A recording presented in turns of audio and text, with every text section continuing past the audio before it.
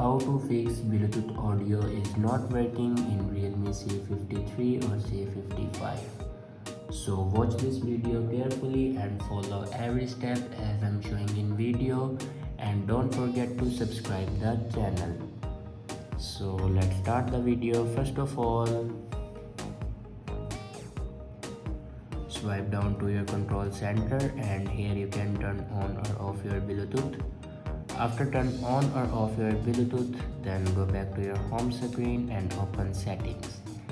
In settings, scroll down and click on system and update, and click on software update.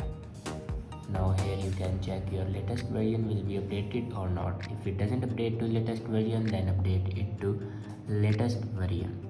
After update a latest version, then go back and click on backup and reset. Now click on reset phone.